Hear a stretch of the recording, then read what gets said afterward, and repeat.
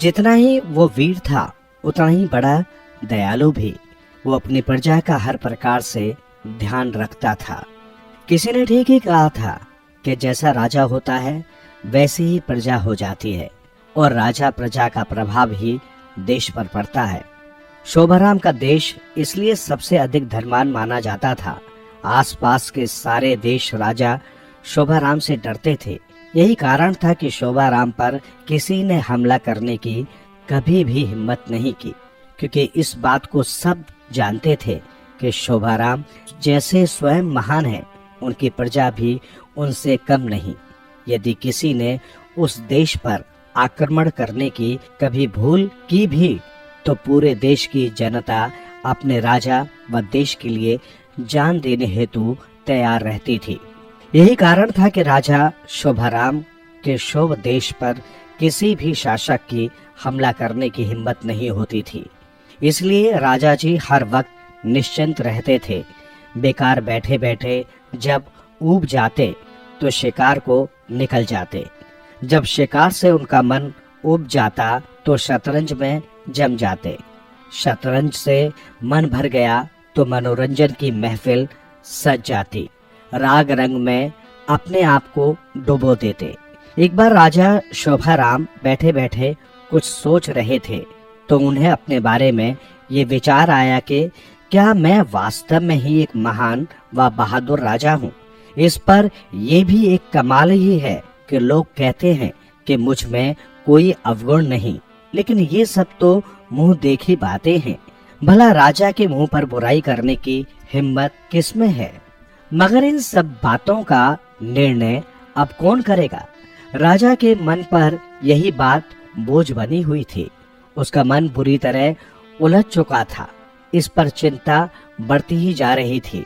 राजा हो या कोई भी बड़ा आदमी, जब एक बार उसके दिल पर ऐसा कोई भूत सवार हो जाए तो उनके दिल की बेचैनी स्वतः ही बढ़ने लगती है। सुख की बातें तो ये भी होती है कि उनका निर्णय करना किसी साधारण व्यक्ति के वश की बात नहीं रह जाती तथा न ही इन्हें किसी पर विश्वास होता है। आखिर राजा ने विवश होकर ये निर्णय लिया कि कल सुबह खुले दरबार में अपने मंत्रियों व सेनापति को बुलाकर उनसे ये पूछा जाएगा कि क्या वास्तव में ही हम महान हैं? क्या हम में कोई दोष नहीं है? राजा लोग जो बात सोच लेते हैं वही करके दिखाते हैं। अगले रोज खुले दरबार का प्रबंध करके राजा ने सर्वप्रथम अपने मंत्रियों और सेनापति को बुलाकर पूछा।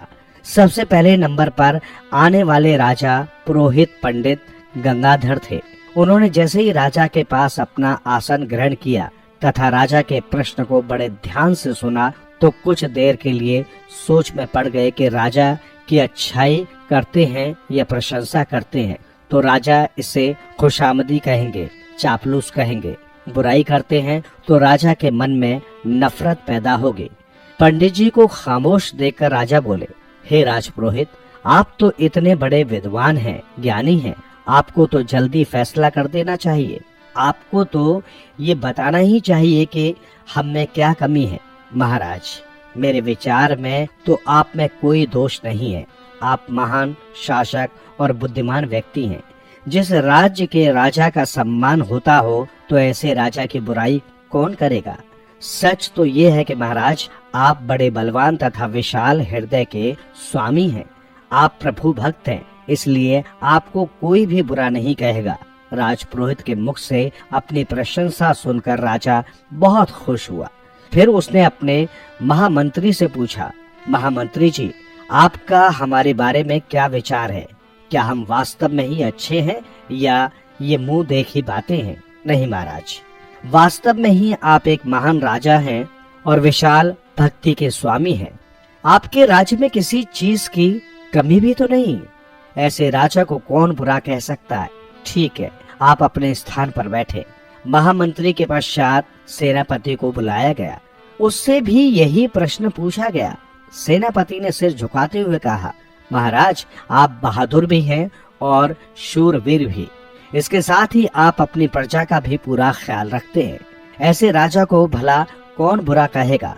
सेनापति के मुख से ऐसे शब्दों को सुनकर राजा शोभाराम और भी अधिक प्रसन्न हुए।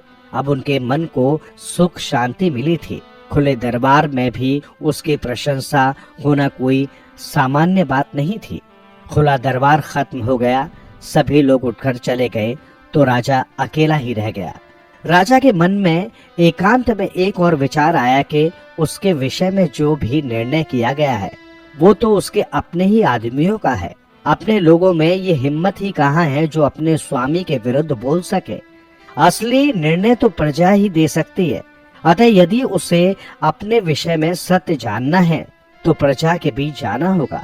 इस विचार के आते ही राजा ने सारे देश में इस बात की घोषणा करवा दी कि राजा शोभाराम अपनी प्रजा का दरबार लगवाने जा रहे हैं। जो भी चाहे इस दरबार में बेहिचक भाग ले सकता है। राजा का जनता दरबार लगा। देश के कोने कोने से लोग इसमें भाग लेने के लिए आए। राजा ने जनता के स्वागत में कहा, मेरे प्यारे नागरिकों, आपको मैंने इसलिए बुलाया है कि मैं अपने किसी भी दोष के विषय में जान सकूं, क्योंकि मैं भी तो आप जैसा ही एक इंसान हूँ। भूल तो मुझसे भी हो सकती है। कोई भूल यदि मुझसे हुई हो इसके बारे में आप लोग निसंकोच होकर कहें। नहीं महाराज, आप में ऐसा कोई दोष नहीं है। आपने तो अपना ध्यान बाद में रखा, वह जनता का पहले। आपको बुरा कौन कह सकता है। प्रजा से भी उसे अपनी अच्छाई का प्रमाण मिल चुका था।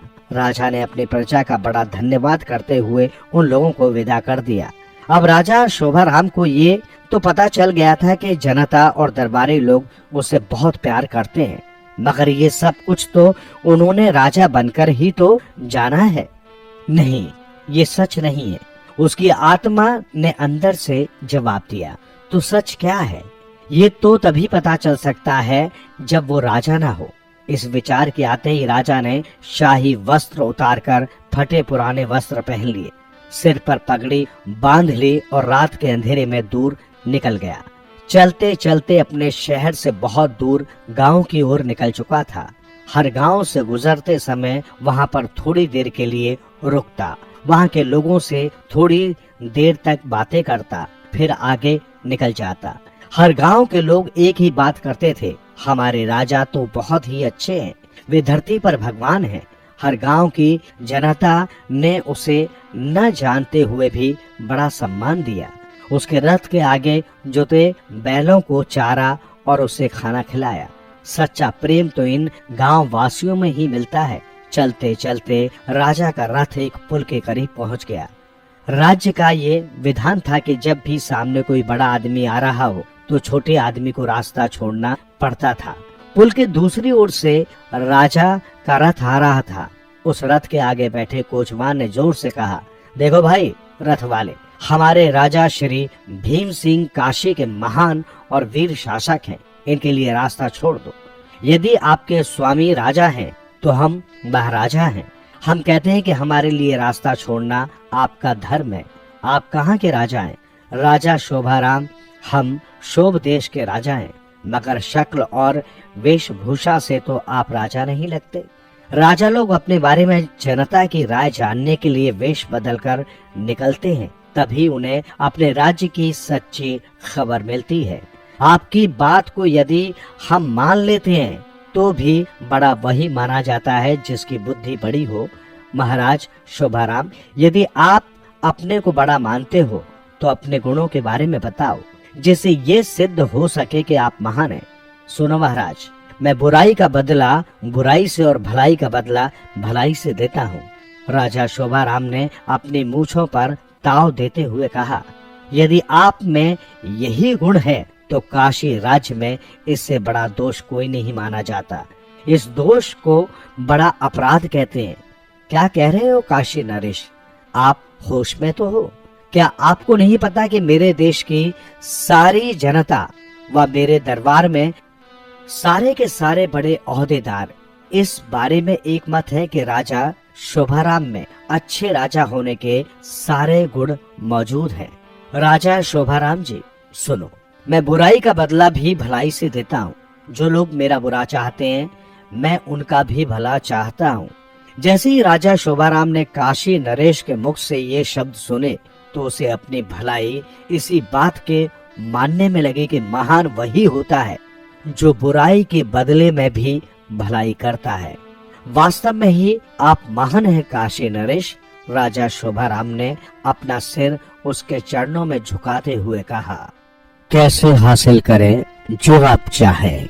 सफल होने के नियम 100% निष्पक्ष है। उन्हें भावनाएं नहीं है, उन्हें इसकी परवाह नहीं है कि कौन सफल हो रहा है तो कौन असफल, कौन अमीर हो रहा है तो कौन गरीब, कौन पास हो रहा है तथा कौन फेल। इसके अलावा इस नियम की दूसरी विशेषता ये है कि इनका प्रयोग कोई भी कर सकता है, कोई भी इन्हें प्रयोग में ला सकता है और सफल हो सकता है। आज के जमाने में सफल न होने के लिए कोई बहाना ही नहीं है। दुनिया में हजारों लोग ऐसे हैं जिन्हें आपसे अधिक मुश्किलों का, आपसे अधिक कठिन परिस्थितियों का सामना करना पड़ा, जिसका आप अंदाजा भी नहीं लगा सकते। फिर भी वे प्रतिकूल परिस्थितियों पर जीत हासिल करते हुए आगे निकल गए।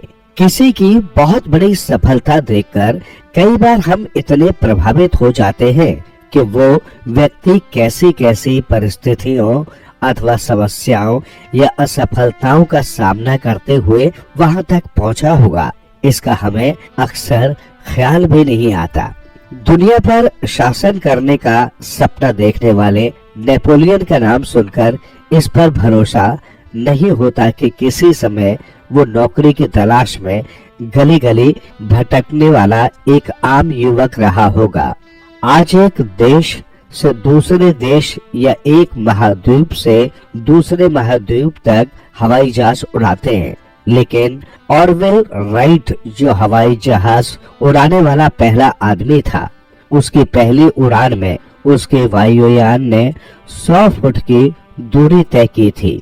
असल में दूरी तय की थी कहना भी घटना का सही वर्णन नहीं है। ऐसा कहा जा सकता है कि जहां से उस यंत्र ने हवा में उड़ान भरी और जहां वो जमीन से टकराया, उन दोनों स्थानों का अंतर 100 फुट था। कई बार ये सोच आदमी को सफलता दूर रखती है कि जो लोग सफल हो रहे हैं वे हमसे अधिक होशियार हैं। ऐसी बात नहीं है, आपसे ज्यादा होशियार कोई नहीं है। मैकियावेली नामक एक इटालियन कूटनीतिक था। उसने कहा था, सभी मनुष्य समान तरीके से जन्म लेते हैं, समान तरीके से रोजमर्रा की जरूरतें पूरी करते हैं, समान तरीके से मरते हैं। सफल होने की तीव्र इच्छा रखने वाला कोई भी व्यक्ति इसका गंभीरता से अध्ययन करेगा और उसे कुछ लाभ नहीं होगा, ये असंभव है। इन सब नियमों और बातों को समझकर और उन्हें आचरण में उतारकर आप अपने जीवन के उचित लक्ष्य को हासिल कर सकते हैं। कोई आपको उससे रोक नहीं सकता, कोई भी नहीं।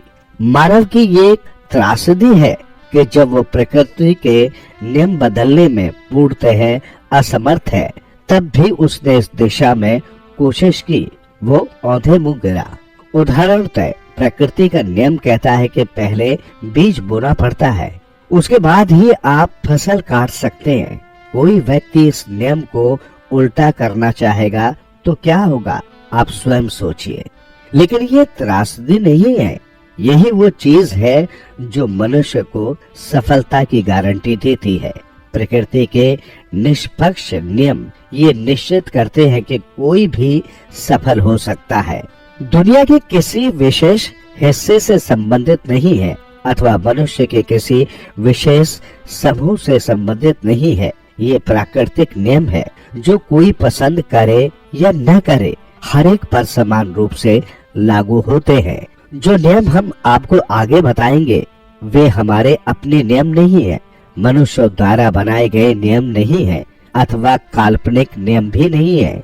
जो कुछ आप अब सुनेंगे ये बहुत कुछ आपको मालूम हो ही रहा होगा, क्योंकि इन नियमों में मूलतः नया कुछ भी नहीं है। गैलीलियो ने कहा है, जो पहले से आदमी के दिमाग में नहीं है वो उसे सिखाया भी नहीं जा सकता। आज जैसी अनुकूल परिस्थिति पहले कभी नहीं थी। उदाहरण के तौर पर मान लें 1000 वर्ष पहले अथवा 400-500 साल पहले यदि आप राजा नहीं होते तो राजा बनना इतना आसान काम नहीं था। असंभव शायद नहीं कह सकते, लेकिन आसान निश्चित ही नहीं था। आज एक लड़का अपनी कंपनी प्रारंभ कर सकता है और दुनिया बदलने का सपना देख सकता है। कंप्यूटर क्रांति लाने वाले अधिकतर लोग युवक ही थे। सामान्य बुद्धि वाला कोई भी आदमी आज सफल हो सकता है। हम आपको कुछ प्राकृतिक बातें बताना चाहते हैं जिनको आचरण में लाने पर असफल होना संभव हो जाता है, क्योंकि आदमी संयोग से सफल या असफल नहीं होता। लेकिन ये जरूर है इससे आपको फायदा होगा, आप ये भी बात मानेंगे ही। लेकिन आचरण में लाने पर फायदा क्या, सिर्फ सफलता। सफल होना बहुत आसान है, इस पर यकीन करना एक बार मुश्किल है, पर सफल होना मुश्किल नहीं। सफल होने का निश्चय ही सरल काम है। सरल कैसे है, ये विस्तार से देखने से पहले मैं आपको संक्षिप्त में बताता हूँ। सफल होने के लिए पहले हमें ये तय करना होता है कि सफल होने का हमारे नजदीक मतलब क्या है। सफल होने का हमारे नजदीक अर्थ क्या है, हमें क्या मिला, मतलब हम सफल हुए। आपके नजदीक सफल होने का मतलब यानी आपका लक्ष्य एक बार निर्धारित हो जाए तो वो कैसे वहां तक आप पहुँचे, उस लक्ष्य को कैसे हासिल करें या निश्चित करना सफलता की दिशा में दूसरा कदम है। और एक बार तय हो जाए कि लक्ष्य है तथा ये वहां तक पहुंचने का रास्ता, तो फिर उस रास्ते से जाना और लक्ष्य प्राप्त होने तक चलते रहना सफलता का तीसरा और सबसे महत्वपूर्ण कदम है। कोई बाधा क्यों न आए, उस बाधा को पार करते हुए लक्ष्य प्राप्त होने तक चलते ही रहना है। प्रश्न है, बाधाओं को पार कैसे किया जा सकता है? आसान है, सामने बाधा आ खड़ी हो तो उस बाधा के बगल से निकल जाए, अथवा ऊपर से अथवा नीचे से अथवा उसके अंदर से राह निकालिए। हालात के अनुसार जिसमें अपनी कम ताकत लगे वो कीजिए। सिर्फ संभव नहीं है कहकर छोड़ना नहीं है। मानव ने समुद्र में से रास्ते बनाए हैं, पर्वत के गर्भ से रास्ते निकाले हैं। बाधाओं को पार करना ऐसी बात है जो मानव के लिए नहीं है। जब से आदमी है तब से उसका नसीब है। महत्वपूर्ण और याद रखने की बात यह है कि लक्ष्य पर पहुंचने तक रुकना नहीं है। इसी तरह आदमी लक्ष्य तक पहुंचता है और सफल होता है। अब सफलता के प्राकृतिक नियमों को हम विस्तार पूर्वक आपको बताएंगे। आइए अब हम सुनेंगे सफलता के प्राकृतिक नियम। पहला, मनुष्य परिस्थिति की नहीं, परिस्थिति मनुष्य की रचना है। अगर आपको पता नहीं आप कहाँ जा रहे हैं तो आप कहाँ पहुँचेंगे कैसे पता? सफल होने के लिए जो एक बात अत्यंत महत्वपूर्ण है वो है लक्ष्य की निश्चितता। हमें क्या चाहिए, इसकी निश्चित और स्पष्ट जानकारी, क्योंकि उसके बिना बाकी सब कोशिशें व्यर्थ है। लक्ष्य की स्पष्टता सबसे महत्वपूर्ण बात है। जो लोग बहुत असरदार तरीके से काम करते हैं उसका प्रमुख कारण यही होता है कि उनका उद्देश्य उनके सामने पूरी तरह साफ होता है। जो लोग सफल होते हैं वे एक निश्चित उद्देश्य को सामने रखकर मेहनत करते हैं। आपको वास्तव में क्या चाहिए ये पता ही न हो तो वो मिलेगा कैसे? निश्चित मंजिल सामने न हो तो जाएंगे कहाँ? और फिर भी कोई जाए तो पहुँचेगा कहाँ? समुद्र यात्रा करने निकले हर जहाज के कप्तान को पता होता है कि उसे कहाँ जाना है, इसलिए सामने इच्छित ठिकाना कई बार दिखाई न देने पर भी वो बढ़ता जाता है और अपने मुकाम पर पहुंच जाता है। लक्ष्य कागज पर साफ साफ लिख लेना लक्ष्य प्राप्ति की दिशा में पहला कदम है। सबसे पहले आपको अपने लिए एक निश्चित लक्ष्य और उसे हासिल करने की निश्चित तारीख तय करना है। लक्ष्य तय करना लक्ष्य प्राप्ति की शुरुआत है। लक्ष्य निर्धारित होने के उपरांत लक्ष्य प्राप्ति के पागलपन से मन को भर दीजिए। अपना लक्ष्य हमेशा अपनी नजर के सामने रखिए। Out of site is out of mind, ऐसी कहावत है।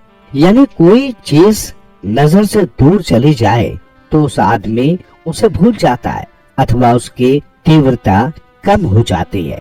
और खेल सारा तीव्रता का है। आपका ध्येय ही आपकी दुनिया बन जानी चाहिए। ऐसे आदमी के लिए कुछ भी असंभव नहीं, जिसे पता है कि उसे क्या चाहिए और जिसने उस चीज को हासिल करने का निश्चय कर लिया है। किसी भी बड़ी सफलता का प्रारंभ बिंदु है आपको क्या चाहिए इसका निर्णय। जिस पल आप अपना ध्येय निश्चित कर उसे कागज पर लिखते हैं, उसी पल आप एक अलगपन महसूस करते हैं। उसी क्षण आप अपने जीवन पर अपना नियंत्रण महसूस करते हैं और स्वयं पर नियंत्रण होने का एहसास सर्वोत्तम काम अंजाम देने के लिए अत्यंत आवश्यक होता है। असफल आदमी लक्ष्यहीन भटकता रहता है। सफल आदमी के पास निश्चित लक्ष्य होता है।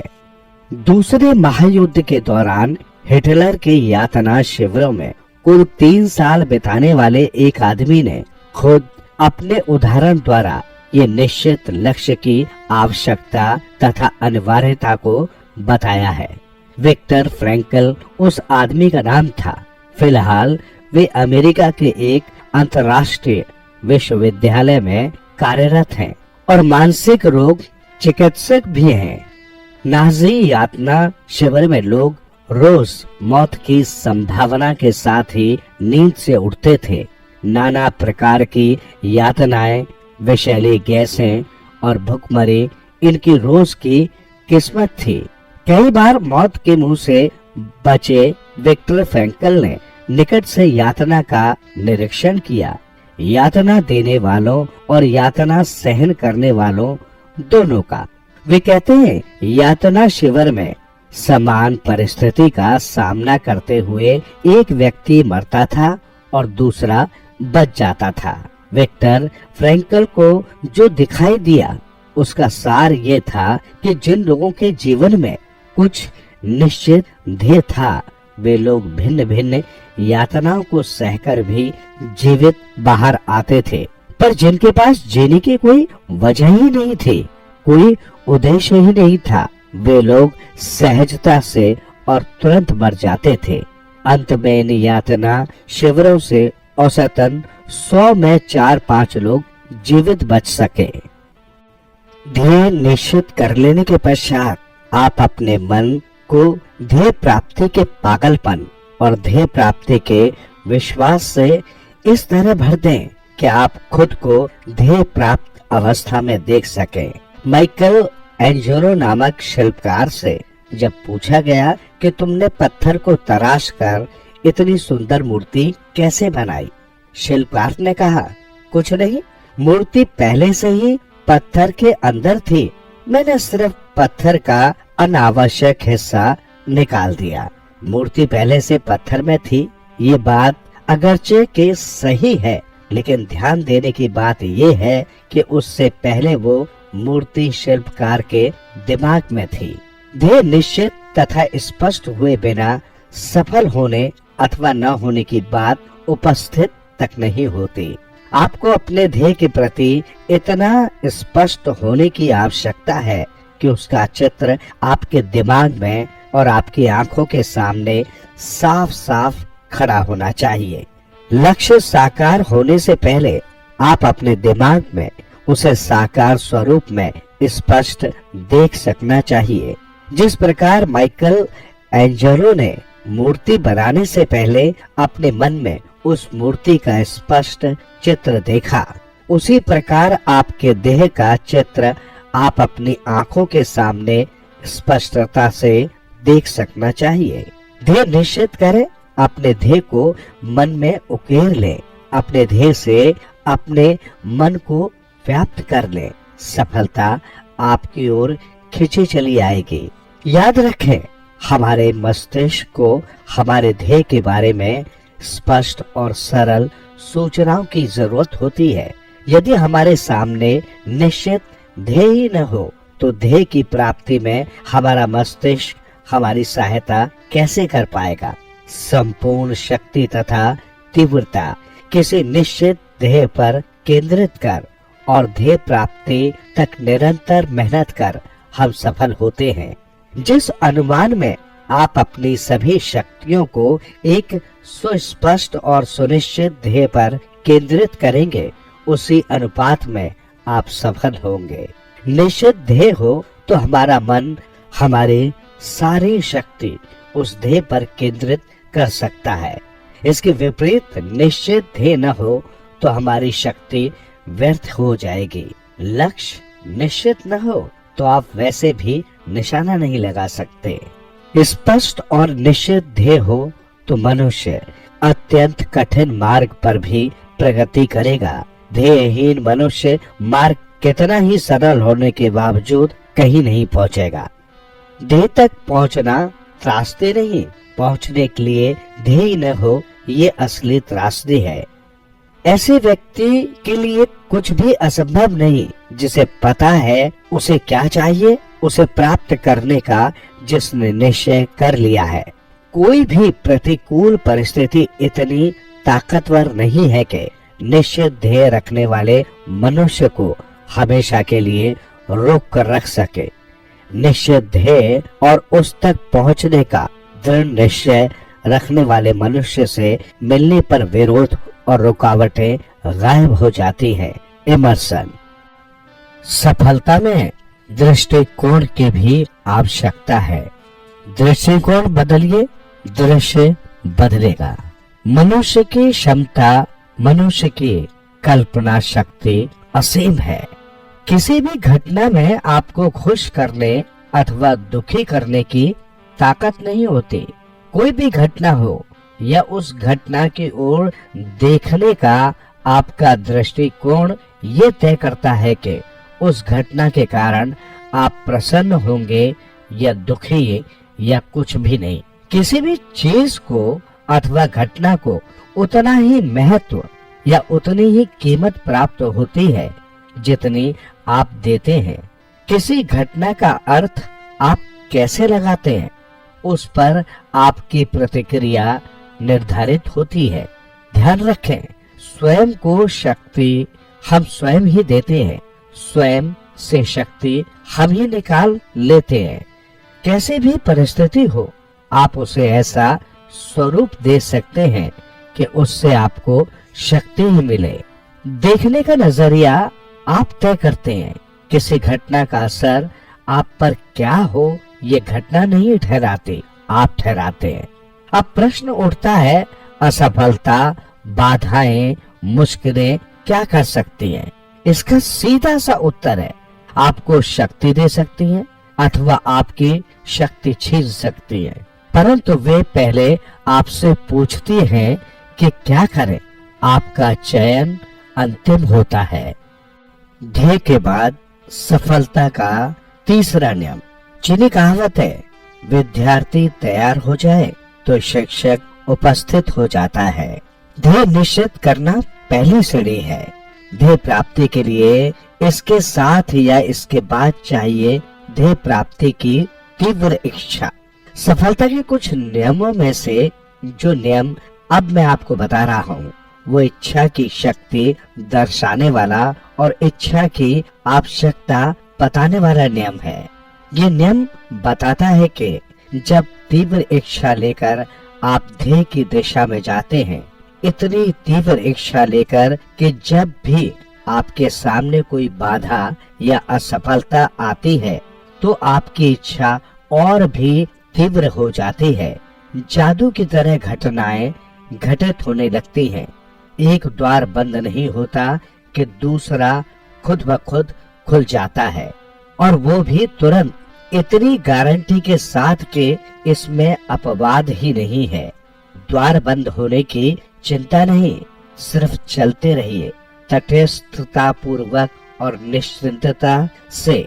मन में तीव्र इच्छा और सामने निश्चित ध्येय, कोई भी चीज आपको रोक नहीं सकती। ऐसा एक भी आदमी इस दुनिया में नहीं है जो आपको आपके ध्येय की प्राप्ति से रोक सके। इच्छा तीव्र हो तो राह में कोई भी बाधा आए, उस बाधा को पार करने का रास्ता आपको मिलेगा ही। जहाँ चाहा वहाँ रहा, इस अर्थ की कहावत विश्व की किस भाषा में नहीं है।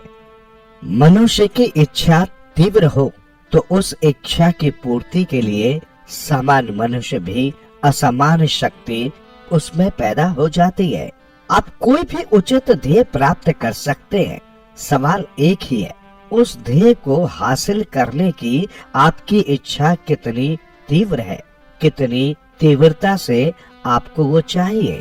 इसमें संदेह नहीं है, जरा भी संदेह नहीं है कि यदि आपके पास इच्छा हो, तीव्र इच्छा, तो आपको सफलता की गारंटी देने वाली इससे बड़ी चीज नहीं है। मनुष्य के पास तीव्र इच्छा होना यानी ध्येय के पीछे मनुष्य का पागल होना ऐसी चीज है जिसके कारण मनुष्य किसी भी कठिनाई में से मार्ग निकाल सकता है। एक पुरानी कहावत है, आप किस चीज की इच्छा रखते हैं उसके प्रति सावधान रहिए, संभावना है कि वो चीज आपको मिल ही जाए। जब मनुष्य किसी चीज के पीछे दीवाना हो जाता है, उस चीज को हासिल करने में उस आदमी की सहायता करने के लिए सारी सृष्टि आगे बढ़ती है। जो आप चाहे उसे हासिल कर सकते हैं और विचार ही सब कुछ है। विचार बदले, जीवन बदलेगा। आपको यदि लगता है कि आप हार जाएंगे या पराभूत हो जाएंगे, तो हारने की राह देखने की जरूरत नहीं है। हार तो आप पहले ही गए हैं। फिर एक बार कोशिश कर देखने के लिए लगने वाली शक्ति बचा लेना ही उचित है, क्योंकि हारने की सोच लेकर किसी ने कभी जीत हासिल नहीं की। जीतने से पहले आपको ये भरोसा होना चाहिए कि आप जीत सकते हैं। जीतने के लिए सबसे पहले जो आवश्यक योग्यता है वो है जीतने की सोच, जीतने का विश्वास। विचारों की शक्ति ऐसी चीज है, उसकी गंभीरता जिसे समझ में आ गई वो कभी विचारों को यूं ही नहीं लेगा। एक प्राथमिक विद्यालय की अध्यापिका ने एक प्रयोग किया। उसकी कक्षा के छात्रों के अभिभावकों की सहमति से ये प्रयोग किया गया। अध्यापिका ने कक्षा के छात्रों को बताया कि हाल ही एक वैज्ञानिक खोज की रिपोर्ट के अनुसार नीली आंखों वाले बच्चे भूरी आंखों वाले बच्चों से अधिक होशियार होते हैं और बहुत जल्दी सीखते हैं। फिर उस अध्यापिका ने कक्षा को दो समूह में बांट दिया। एक समूह नीली आंखों वाले बच्चे का था जो रिपोर्ट के अनुसार होशियार थे, और दूसरा समूह बुद्धू बच्चों का, भूरी आंखें वाले बच्चे। ऐसा दिखाई दिया कि लगभग एक सप्ताह में भूरी आंखें वाले बच्चों के अध्ययन स्तर में स्पष्ट दिखाई दी इतनी गिरावट आई और नीली आंखों वाले बच्चों का स्तर स्पष्ट रूप से ऊंचा हुआ। फिर अगले सप्ताह उस अध्यापिका ने कक्षा में चौंकाने वाली घोषणा की। उसने कहा कि मुझसे गलती हो गई, बहुत बड़ी गलती। उस वैज्ञानिक परीक्षण का निष्कर्ष मैंने तुम लोगों को एकदम उल्टा बता दिया। भूरी आंखों वालों ने नहीं बल्कि नीली आंखों वाले बच्चे बुद्धू होते हैं। भूरी आंखों वाले बच्चे होशियार होते हैं और तेजी से सीखते हैं। इस घोषणा के उपरांत भूरी आंखों वाले बच्चों का स्तर सुधरने लगा और नीली आंखों वाले बच्चों के स्तर में गिरावट आने लगी। हम जो सोचते हैं अंत में हम वही बनते हैं। इतनी आसान बात है, इसलिए समझ बूझकर विचार चुनिए। जो चाहिए सिर्फ उसी पर अपनी सोच केंद्रित कीजिए। जो नहीं चाहिए उस ओर ध्यान ही मत दीजिए। अधिकतर असफल लोगों में जो समानता दिखाई देती है वो ये है कि एक तो उन्हें अपने विचारों का स्वयं पर जो असर होता है उसका अंदाजा ही नहीं होता, या फिर जानकर भी वे इस ओर ध्यान नहीं देते। असफलता के बारे में क्यों सोचें जब सफलता के बारे में सोचने के लिए भी उतनी ही शक्ति लगती है। गलत सोच हमारी शक्ति छीन लेती है, सही सोच हमें शक्ति प्रदान करती है। अपनी सोच से खुद पर लादी गई सीमा को छोड़कर अन्य कोई सीमा नहीं है। अपनी सीमा हम ही ठहराते हैं। ध्यान रखें, आप क्या और कितना कर सकते हैं इसकी सीमा और सिर्फ आप ही तय कर सकते हैं। वायुगतिकी के अनुसार तितली को उड़ना नहीं आना चाहिए, फिर भी वो उड़ती है। पता है क्यों? क्योंकि तितली को इस बात का पता ही नहीं है। विशेषज्ञ जब घोषणा कर देते हैं कि कोई चीज की ही नहीं जा सकती, तब कोई बच्चा जाता है और सीधे करके लौट आता है। पता है ऐसा क्यों होता है? क्योंकि किया नहीं जा सकता, ये उस लड़के को पता ही नहीं होता। आप क्या कर सकते हैं अथवा क्या बन सकते हैं, इसकी कोई सीमा नहीं है। जो है वो आपको ही तय करनी है। इस कहानी को सुनने के बाद आप अपने मार्ग से कभी नहीं भटकोगे। आइए सुनते हैं ये कहानी। बुद्धकालीन राजगृह में एक विशिष्ट कन्या का जन्म हुआ। वो अत्यधिक रूपवती थी, इस कारण उसका नाम रखा गया शुभा। ये वो शुभा नहीं थी जिसका जन्म एक श्रेष्ठी परिवार में हुआ था। इन दोनों बालाओं में अनेक समानताएं थी। दोनों का जन्म राजगृह में हुआ। दोनों अद्भुत रूप से थे। दोनों ने धर्म मार्ग का चयन किया। दोनों भिक्षुणी संघ में दाखिल हो गए। हमारी नायिका शुभा की कहानी अत्यंत मार्मिक है। उससे इस शुभा की चारित्रिक दृढ़ता का प्रमाण मिलता है। उसके जीवन की एक घटना उसे दूसरों से अलग करती है। एक बार भिक्षुणी शुभा वैद्यराज जीवक के अम्रवन की ओर जा रही थी। रास्ते में एक आवारा युवक ने उसका रास्ता रोक लिया। शुभा ने उससे कहा, भाई मैंने तुम्हारा क्या बुरा किया है कि तुम इस तरह मेरा रास्ता रोक रहे हो? जानते नहीं, अनासक्त भिक्षुणियों का स्पर्श करना पुरुषों के लिए उचित नहीं है। मैं निष्कलंक हूँ, मैं निर्मल हूँ, तुम क्यों मेरा रास्ता रोकते हो? किंतु वो युवक शुभा के रास्ते से नहीं हटा। उसने शुभा की बातों का कोई उत्तर भी नहीं दिया। शुभा ने फिर कहा, तुम्हारा मन मलिन है, मेरा हृदय शुद्ध है। तुम्हारे अंदर वासना है, मुझ में कोई वासना नहीं है। तुम कलंकित हो, मुझ में कोई कलंक नहीं है।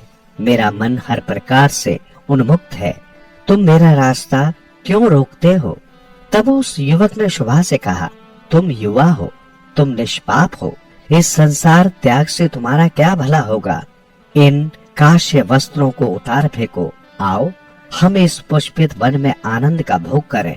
कुसुमराज से श्वासित ये वृक्ष चाहू और मधुर गंध बिखेर रहे हैं। आओ हम इस पुष्पित वन में आनंद का भोग करें। उस कामी पुरुष ने युवा और असीम रूप की रानी शुभा को इन शब्दों से फुसलाने बहलाने का प्रयास किया।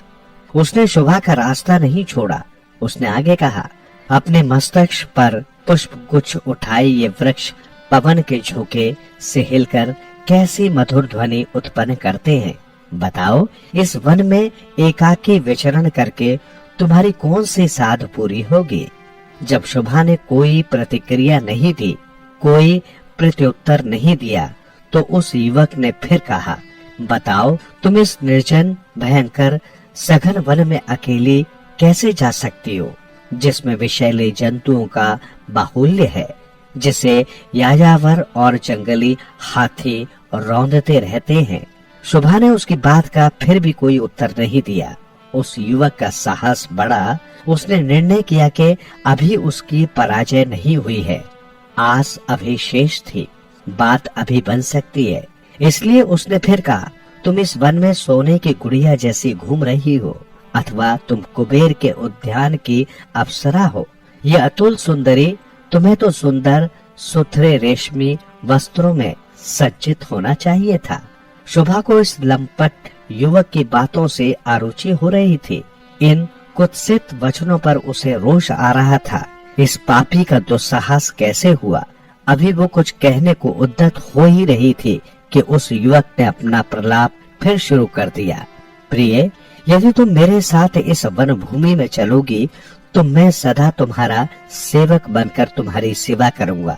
हे अप्सरा, जैसे नैनों वाली, मैं इस धरती पर मात्र तुमसे प्रेम करता हूँ। प्रिय, यदि तुम मेरी बात से सहमत हो तो आओ, हम गृहस्थ बन जाते हैं। तुम मेरे शांत सुरक्षित प्रसाद में सुख से रहोगे। वहाँ अनेक दासियां तुम्हारी सेवा करेंगी। शोभा ने फिर भी कुछ नहीं कहा। उसे इस दुर्चारी के दुस्साहस पर आश्चर्य हो रहा था। उसे इस पापी की ऐसी ओछी हरकत पर दया भी आ रही थी। भिक्षुणी होने के नाते क्रोध तो उसके मन में शीश उठा नहीं पा रहा था, किंतु वो हैरान थी। उधर उस युवक का प्रलाप बंद ही नहीं हो रहा था। वो अंट शंट बके ही जा रहा था। वो कह रहा था, प्रिय, तुम्हें वाराणसी के श्रेष्ठ वस्त्र पहनने को मिलेंगे। तुम सुवासित पुष्पों के हार पहनोगे। तुम अपनी काया पर सौंदर्यवर्धक उबटन लगाओगे। हे रूपसी, मैं तुम्हारे लिए सोने, रत्नों और मोतियों के ढेरों आभूषण बनवाऊंगा। वो फिर बोला, तुम कीमती शैया पर सोओगे, जिस पर चंदन का आवरण होगा, सुगंधों की सुवास होगी। उस पर नए नए तकिए होंगे, मुलायम ऊनी चादर होगी। उस पर स्वच्छ सुंदर अच्छी तरह से धुला हुआ चंदोवा होगा। उसने अपनी बात पर और भी बल देते हुए कहा, अन्यथा हे भिक्षुणी, तुम अपनी शुद्ध और क्वारी काया लेकर ही बूढ़ी हो जाओगी, जो एक ऐसे पदम पुष्प के समान है जिसे किसी पुरुष ने स्पर्श नहीं किया है और जिसे जल से निकाल लिया गया है। अब भिक्षुणी शोभा के लिए उस कामी दुराचारी युवक के वचन असहनीय हो गए। उसका इतना दुस्साहस, क्या उसे संसार में काम भोग के अतिरिक्त कुछ दिखाई नहीं देता? क्या वो इतना अंधा, इतना अज्ञानी है? अब उसे कहना ही पड़ा, अरे मूर्ख, तुम जिस काया पर आसक्त हो रहे हो वो और कुछ नहीं, मात्र एक लाश है जिसमें मांस और अन्य मलिनताएं भरी हैं। इससे मात्र शमशान में वृद्धि होती है और ये क्षणभंगुर भी है। इस देह में ऐसा क्या है जो तुम इतने मोहित हो रहे हो? उस पुरुष की आंखों पर मोह का पर्दा पड़ा था। उसके मन पर अज्ञान का पर्दा पड़ा था। उसे कुछ नहीं दिख रहा था। उसे कुछ नहीं सूझ रहा था। उसकी वासना ने उसे हटे बना दिया था। उसने फिर भी हार नहीं मानी। वो मूर्खता में अड़ा रहा। उसने फिर कहा, हे रूपसी, तुम्हारे नैन हिरनी जैसे हैं, अथवा जैसे पर्वतों के बीच कोई अप्सरा बैठी हो। ये नैन मेरी वासना को भड़का रहे हैं। इन नैनों ने ही मुझे तुम पर आसक्त किया है। ये नैन तुम्हारे मुख पर शुद्ध स्वर्णिम सुशोभित है। इनकी आभा पदम कलिका को भी फीका कर देने वाली है। हे अप्सरा, जैसे नैनों वाली हे सुंदरी, तुम्हारे भ्रूण कितनी बड़ी है, कितने मादक नैन है तुम्हारे। शोभा कुछ समझ नहीं पा रही थी। क्या ये युवक पागल हो गया है? वो इस माया मोह को कितना पीछे छोड़ आई है। उसके लिए तो ये सब आसार हो चुका है। ये बातें उसके लिए व्यर्थ है। वो इस नासमझ पुरुष की बातों पर ध्यान नहीं देना चाह रही थी। फिर भी वो कहे जा रहा था, तुम मुझसे दूर हो जाओ, तब भी मैं तुम्हें भूल नहीं पाऊंगा। इस लोक में मुझे सबसे अधिक प्यारी तुम्हारी ये सुंदर आंखें हैं। शोभा उसकी इन चिकनी चुपड़ी बातों से बिल्कुल भी प्रभावित नहीं हो रही थी। वो स्थिर चित्त थी। वो तो सत्य मार्ग पर आरूढ़ थी। इस दुष्ट पुरुष के बोल शब्द शोभा के लिए असहनीय हो रहे थे। उसने उससे कहा, अरे दुष्ट, तुम उस मार्ग पर चलना चाहते हो जो है ही नहीं। ये तो वैसे ही है जैसे तुम चंद्रमा को खिलौना समझने पर तुले हो। मूर्ख, बुद्ध पुत्री का पीछा करके और उसे पाने की इच्छा करके तुम सुमेरु पर्वत को लांघना चाह रहे हो। वो युवक शोभा के इस वचनों को भी मधुर अमृत समझकर उनका रसपान करने लगा। शोभा के मुख से निकलते शब्दों में उसे देवालय की घंटियों की धुनी सुनाई दे रही थी।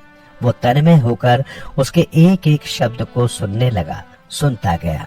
वो कह रही थी, देखो, मनुष्य लोक या देवलोक में भी ऐसा कुछ नहीं है जो मुझ में वासना उत्पन्न कर सके। मुझे तो ये ज्ञान भी नहीं है कि आसक्ति क्या होती है, राग क्या होता है। मैं आर्य मार्ग पर आरूढ़ हो चुकी हूँ।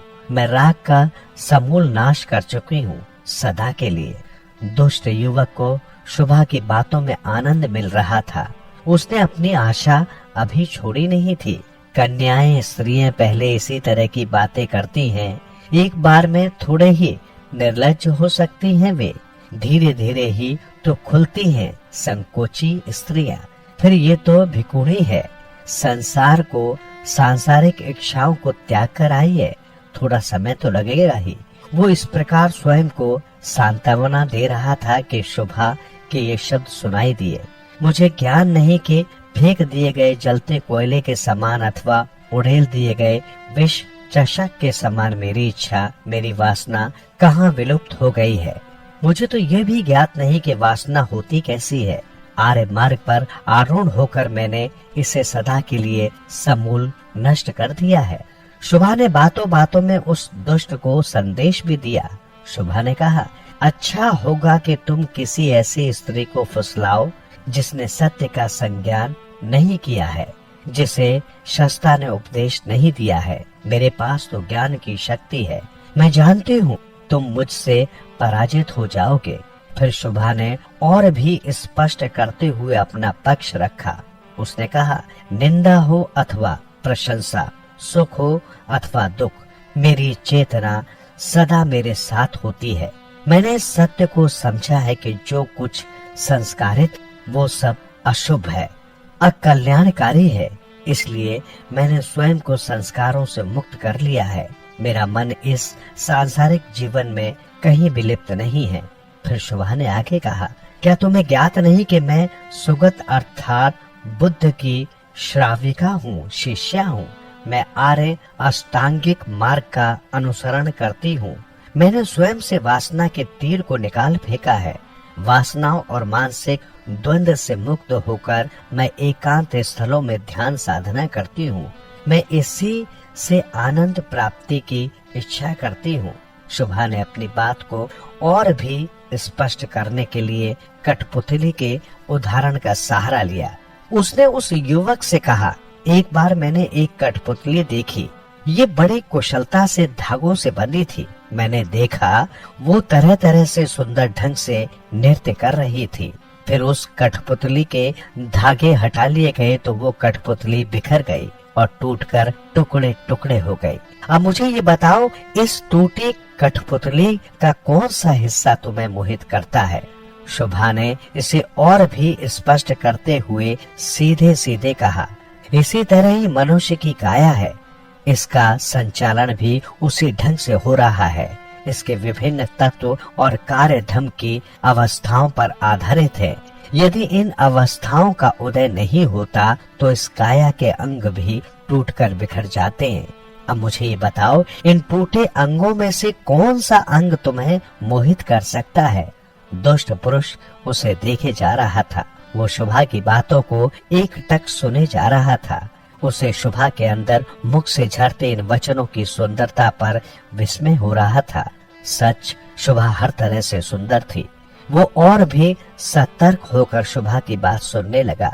वो कह रही थी, ये शरीर दीवार पर बनी एक चित्र आकृति के समान है, जिसे हरा रंगा गया है, किंतु तुम उसे वास्तविक समझ रहे हो। मूर्ख, ये मात्र तुम्हारी अज्ञानी, अनुपयुक्त, अशुद्ध दृष्टि है। ये तुम्हारा एक निरर्थक और मिथ्या ज्ञान है। तुमने स्वप्नलीन अवस्था में एक स्वर्ण वृक्ष देख लिया और तुम अंधे होकर उसका पीछा कर रहे हो। हे अंधे, तुम मायावी नाम के पीछे भाग रहे हो। उसने आगे कहा, तुम मिथ्या आसार माया के पीछे भाग रहे हो, जिसे जादूगर ने जादू से एक अज्ञानी भीड़ के सामने रचा है। तुम इस वास्तविक और अनमोल मान रहे हो। इतना कुछ बोलने के बाद शोभा ने उस कामी युवक से पूछा कि उसे उसका कौन सा अंग सर्वाधिक प्रिय है।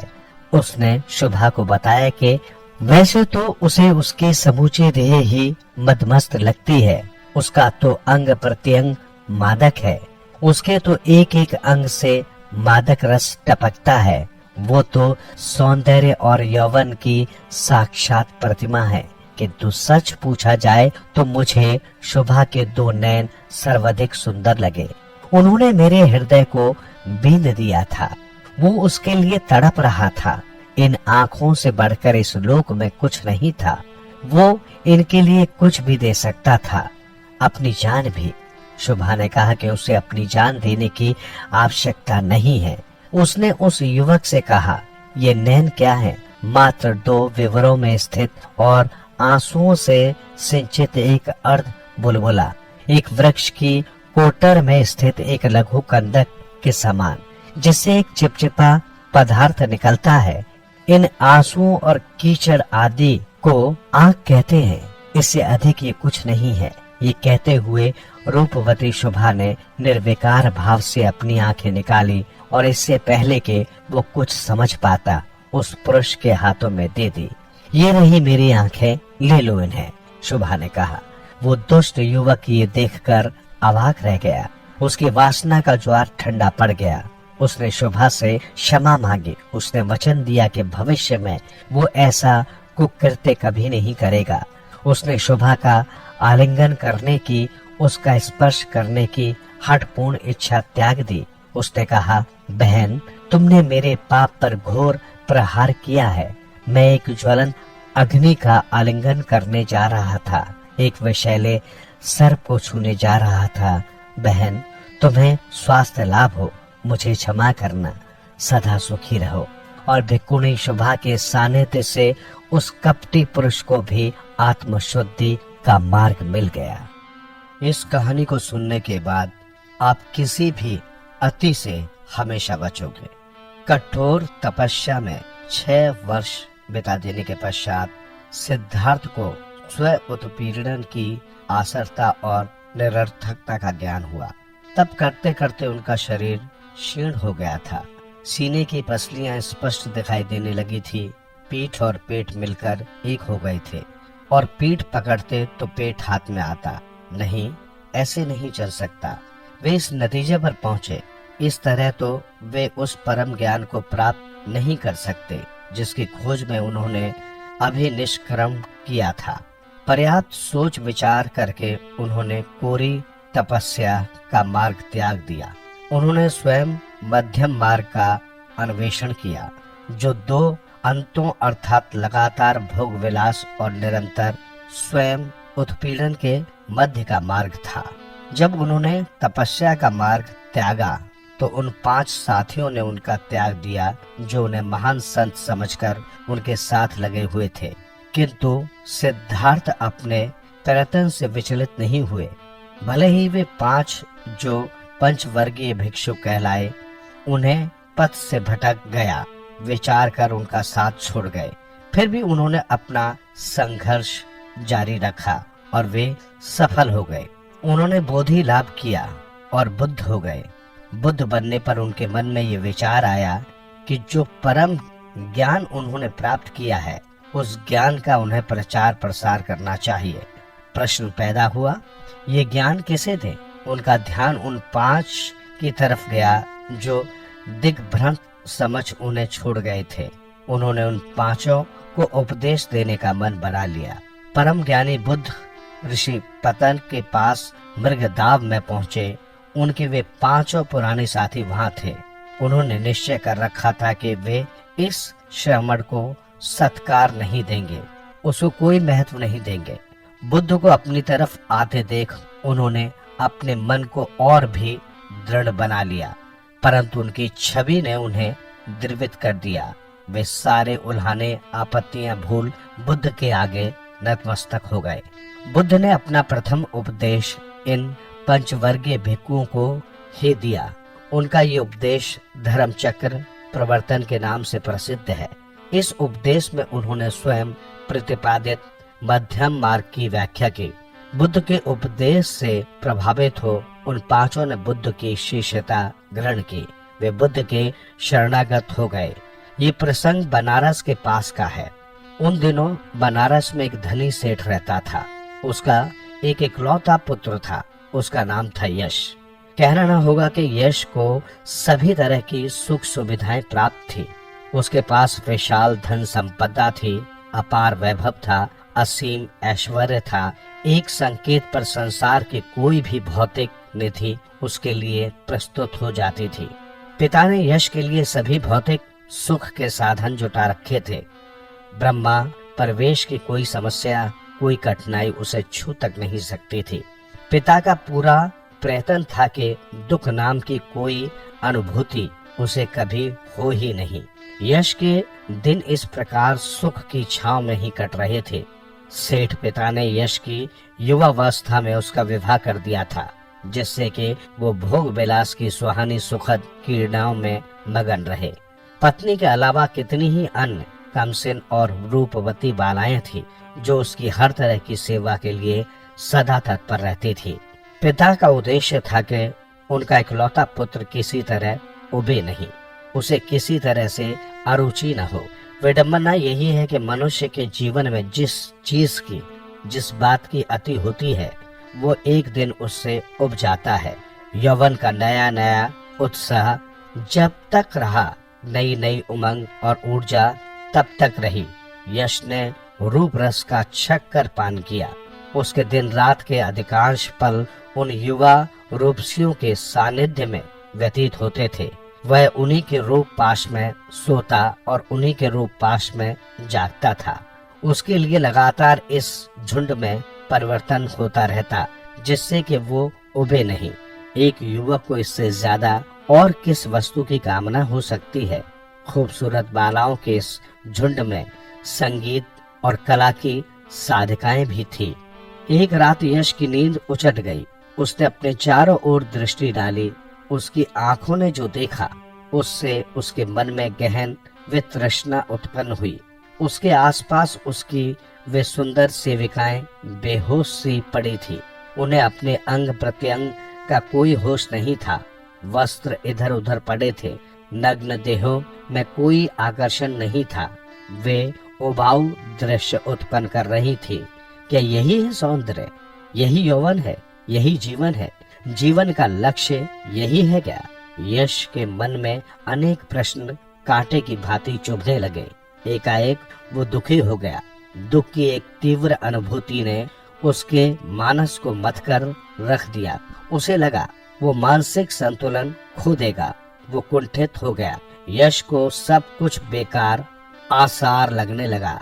क्या अर्थ है इस जीने का? क्या उपयोगिता है इन सुखों की? क्या महत्व है इस भोग विलास का?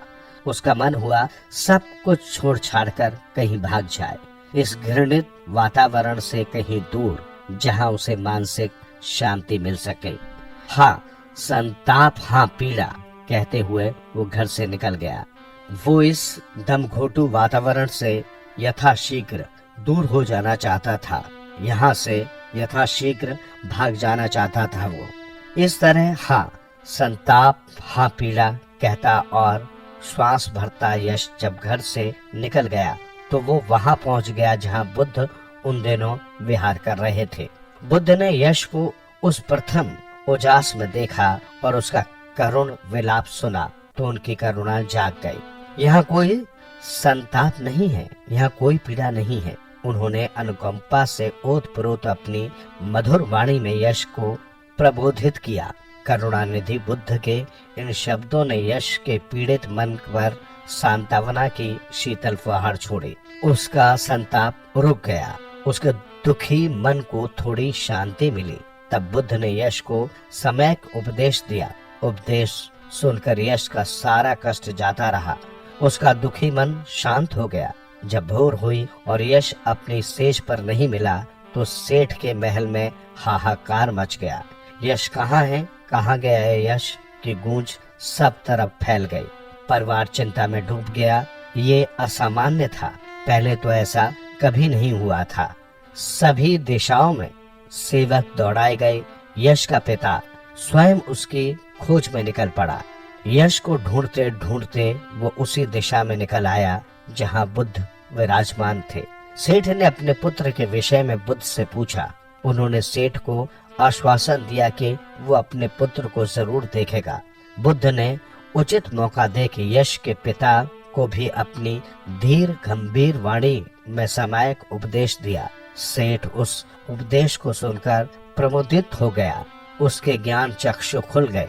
उसे वो सब दिखाई दे गया जो वो अपनी शारीरिक आंखों से कभी नहीं देख पाया था। वो तुरंत बुद्ध धर्म का उपासक बन गया। उधर यश पर इस उपदेश का इतना प्रभाव पड़ा कि उसने बुद्ध की शरण ग्रहण कर ली। वो बुद्ध ज्ञान के उच्च पद पर आरूढ़ हो गया। तब बुद्ध ने यश को उसके पिता के सामने प्रकट किया। पिता प्रेम और आसक्ति पर नियंत्रण करते हुए सेठ ने बुद्ध के प्रति आभार व्यक्त किया। उसने बुद्ध और उनके नवनिर्मित संघ को भोज पर आमंत्रित किया। बुद्ध ने इस निमंत्रण को स्वीकार कर सेठ को कृतार्थ किया।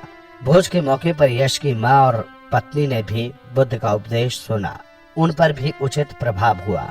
वे बुद्ध की शरणागत हुई और उनकी प्रथम उपासिकाएं बनने का गौरव प्राप्त किया। इस तरह यश का पूरा परिवार तथागत बुद्ध का अनुयायी बन गया। यही नहीं, यश के 4 घनिष्ठ मित्र भी उसका अनुसरण करते हुए बुद्ध के शरण में आ गए और विधिवत प्रवज्जित होकर उच्चतम पद पर आरूढ़ हुए। इसके अलावा यश के 50 अन्य मित्र भी यश से प्रेरणा पाकर प्रवज्जित हो गए। इस कहानी को सुनने के बाद आप मेहनत से कभी नहीं घबराओगे।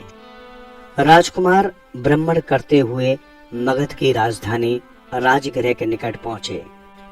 राजगृह के निकट पहाड़ की अनेक कंदराएं थी। सिद्धार्थ ने इन्हीं कंदराओं को अपना बसेरा बनाया। इन्हीं कंदराओं में एक मर्मज्ञ आचार्य आलाड़ साधना रत रहते थे। सिद्धार्थ ने आचार्य आलाड़ा से ही साधना के गूढ़ रहस्य प्राप्त किए और उनके निर्देश पर ही तपस्या में जुट गए। यहाँ पर उन्होंने कठोरता पूर्वक नियम संयम का पालन करते हुए तपस्या आरंभ कर दी। वे साधना में इतना रत हो जाते थे कि उन्हें अपने तन मन की भी कोई सुध बुध न रहती थी। इस कठोर साधना से उनका बलिष्ठ शरीर धीरे धीरे निर्बल होने लगा, किंतु उन्होंने अपनी तपस्या जारी रखी। किंतु इतना सब कुछ होने पर भी उनके मन को तनिक भी शांति प्राप्त न हो सके। इसके विपरीत यहाँ उन्हें और भी अधिक उद्विग्नता ने घेर लिया। उस समय मगध का सम्राट बिम्बसार था। जब सम्राट ने ये सुना कि कपिलवस्तु का राजकुमार राजपाट त्याग पहाड़ों की कंदराओं में साधना कर रहा है, तो उन्हें बड़ी उत्सुकता हुई कि उनके दर्शन किए जाएं। एक दिन सम्राट बिम्बसार सिद्धार्थ के दर्शन करने वहां पहुंचा।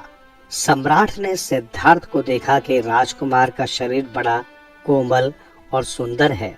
उन्हें सिद्धार्थ पर दया आने लगी। सिद्धार्थ को सम्राट के आने का आभास मिला तो उन्होंने आंखें खोलकर उन्हें प्रणाम किया और वहां आने का कारण पूछा। सम्राट बोले, राजकुमार, इतने कोमल शरीर से इतनी कठोर साधना करना तो अपने ही शरीर पर अन्याय करना होगा। यदि राज्य सुख की आवश्यकता है तो मेरे साथ महलों में चलो। सम्राट, यदि मैं राज्य सुख चाहता तो राजमहल का त्याग ही क्यों करता। मेरी इच्छा स्थायी सुख, स्थायी शांति प्राप्त करने की है। ठीक है कुमार, जब तुम अपने उद्देश्य में सफलता प्राप्त कर लो तो एक बार मुझे दर्शन देने अवश्य आना, कहकर सम्राट वहां से चले गए। महात्मा बुद्ध के अनमोल वचन।